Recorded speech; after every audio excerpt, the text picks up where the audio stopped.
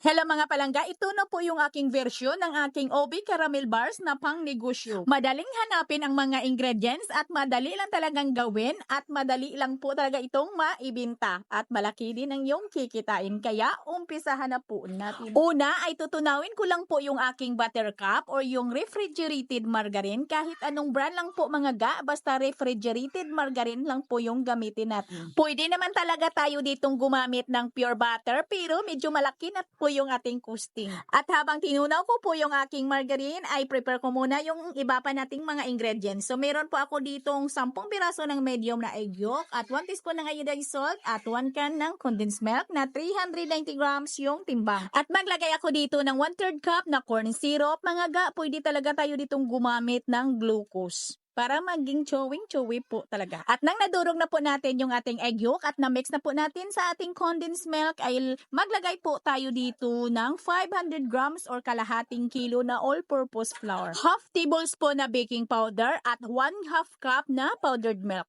At 2 cups ng light brown sugar and then i-mix lang muna natin. At ilagay ko na po dito yung tinunaw ko po na refrigerated margarine at kailangan po ay ito ay malamig na bago po natin dito ilagay.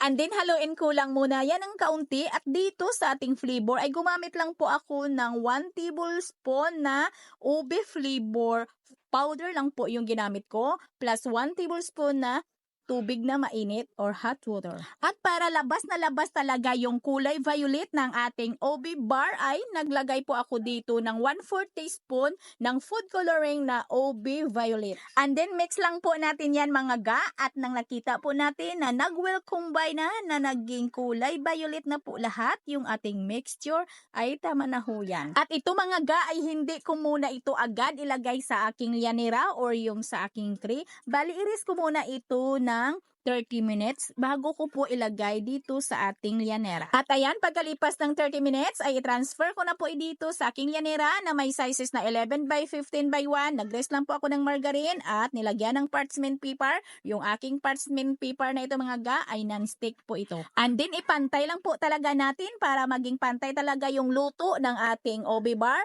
At yung plastic po na sinuot natin mga ga ay lagyan lang po natin yan ng kaunti po na mantika para pag nag-flatten po tayo ay hindi didikit dito sa ating kamay or yung hawak po natin or yung suot po natin na plastic.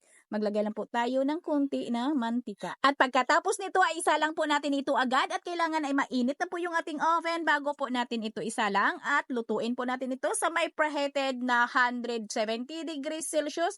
Pwede ring 180 degrees Celsius depende sa init ng oven at lutuin lang po natin ito sa 25 to 30 minutes. At ito na mga ga ay niluto ko lang po ito sa may preheated oven na 180 degrees Celsius for 25 minutes. At kailangan ay malamig na ito mga ga bago po natin ito hiwain at hiwa ko lang po ito sa 10 by 8. Kayo mga ga ay depende na ho yan sa inyo kung ano yung laki na gusto po ninyo yung hiwa po ninyo dito. At para dumikit po dito yung ilagay ko na chocolate chips ay nilagyan ko po ito or nag-spread po ako dito ng Jersey creamer na OB flavor.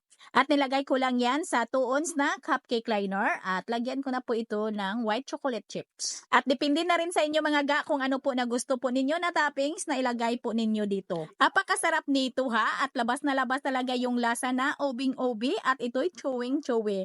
Kaya sana po ay masubukan po ninyo yung ating recipe na ito para din kayo ay kumita. Sana nagustuhan po ninyo yung ating video ngayon. Magkita-kita po tayong muli. Maraming salamat.